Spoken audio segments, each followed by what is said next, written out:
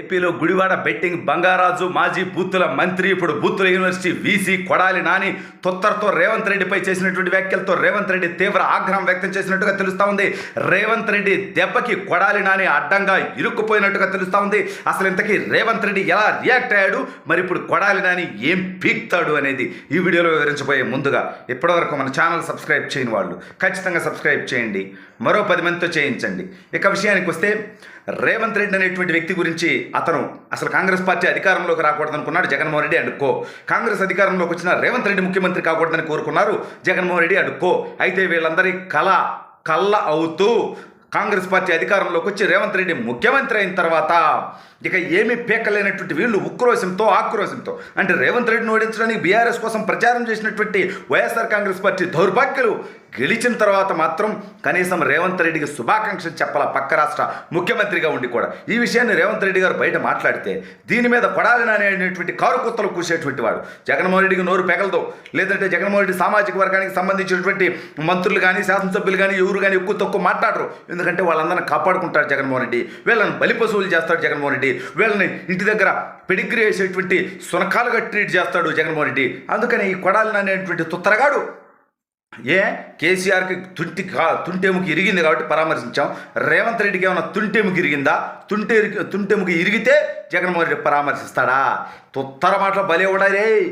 నీ వ్యాపారం, నీ ఆస్తులు, నీ యొక్క దోపిడీ కూడా తెలంగాణలో ఉన్నదనేది గుర్తుపెట్టుకో. నీ తొత్తర తీర్చేటువంటి ప్రయత్నం రేవంత్ రెడ్డి చేస్తే అసలు నువ్వు ఎన్నికల్లో పోటీ చేయగలవా అనేది గుర్తుపెట్టుకోవాల్సినటువంటి అవసరం ఉంది.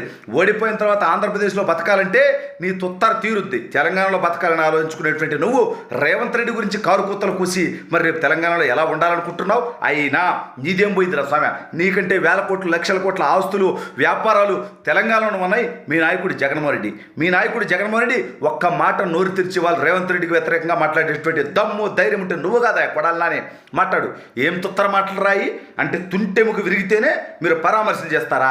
ఖచ్చితంగా మీకు అందరికి ఎరగతాయి. మీరు చేసినటువంటి పనికి మాలినటువంటి పనులకి ఎరపతినేని శ్రీనివాసరావు గారు ఆల్రెడీ చెప్పడం జరిగింది.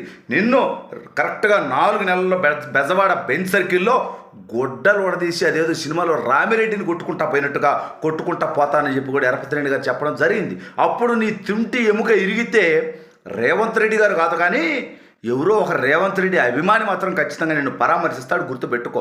ఎందుకంటే తుత్తర మాటలు 4 సంవత్సరాలు గుడివాడ నుంచి శాసనసభ్యుడిగా ఎన్నికై గుడివాడ అభివృద్ధికి కానీ ఆ ప్రజల సంక్షేమానికి కానీ ఏమైనా పీకిందుందా?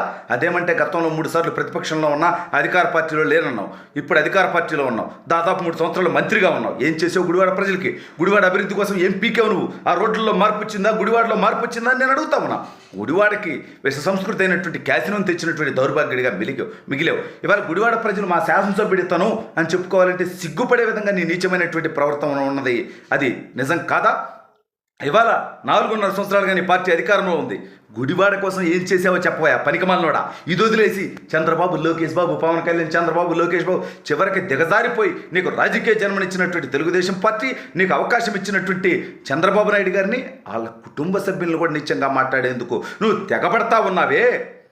మహాపాపం కాదు, దుర్మార్గం కాదు, ఘోరం కాదు, దీన్ని ప్రజలు చూస్తూ సహిస్తారనుకుంటున్నావా? ఈసారి గుడివాడ ప్రజలు నీ మొహాన ఉమ్మేయటానికి సిద్ధంగా ఉన్నారు, నీకు ఓటేయటానికి సిద్ధంగా లేరనేది గుర్తుపెట్టుకోవాల్సినటువంటి అవసరం ఉంది కొడాలి నాని. నీ నోటి తుత్తర ఖచ్చితంగా ఇంకొక 3 నెలలు ఎంత తీర్చుకుంటావో తీర్చుకో.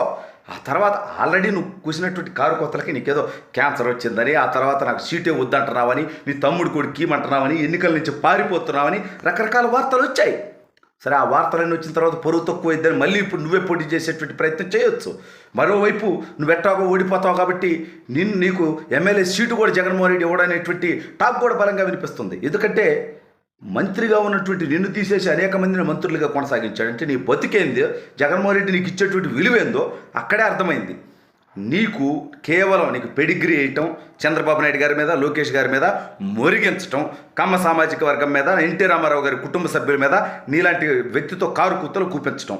రాజకీయం మాట్లాడరా దౌర్భాగ్యుడు అంటే ఎన్టీ రామారావు గారి కుమార్తెలు భువనేశ్వర్ గారి గురించి, పురంధేశ్వర్ గారి గురించి కూడా కారు కూతలు కూసినటువంటి దౌర్భాగ్యుడు నువ్వు. ఖచ్చితంగా నీ నియోజకవర్గ ప్రజలే, నీ నియోజకవర్గ మహిళలే నీకు బుద్ధి చెప్పడానికి సిద్ధంగా ఉన్నారు. ఎన్నికల కోసం వేచి చూస్తూ ఉన్నారు. కరెక్ట్గా 3 నెలల తర్వాత నువ్వు ఓడిపోయిన తర్వాత ఆంధ్రప్రదేశ్లో ఎలాగో కనిపించేటువంటి ప్రయత్నం నువ్వు చెయ్యవు. కనిపిస్తే నీ తొత్తర తీరుద్దని నీకు తెలుసు. నీకే కాదు, జగన్మోహన్ రెడ్డిని నమ్ముకొని తప్పుడు పనులు చేసిన ఐఏఎస్లు, ఐపీఎస్లు, మంత్రులు, శాసనసభ్యులు, పారిశ్రామికవేత్తలు, పోలీసులు, ప్రభుత్వ అధికారులు ప్రతి ఒక్కడు చట్టం ముందు దోషులుగా నిలబడాల్సిందే, చట్టం ద్వారా శిక్షించబడాల్సిందే, అది వేరే విషయం. అయితే నువ్వు తెలంగాణలో దాక్కుందామంటే ఇప్పుడు తెలంగాణ ముఖ్యమంత్రిని కూడా కారుకూతలు కూస్తా ఉన్నావు. నోరుంది కదా అని చెప్పి ఆంధ్రలో చంద్రబాబు నాయుడు గారిని కారుకూతలు కూసినట్టుగా. ఆయన సంయమనం పాటిస్తారు కాబట్టి, ఆయన కార్యకర్తల్ని కంట్రోల్ చేస్తాడు కాబట్టి నువ్వు ఆ కోతలు కూస్తే సరిపోయింది. ఇక్కడ తెలంగాణలో రేవంత్ రెడ్డి అభిమానులు అలా ఉండరు. ఖచ్చితంగా రాబోయే రోజుల్లో తెలుగుదేశం పార్టీ అభిమానులు కూడా అలా ఉండరు. ఖచ్చితంగా నీ తొత్తర తీరుద్ది, గుర్తుపెట్టుకో కొడాలి నాని.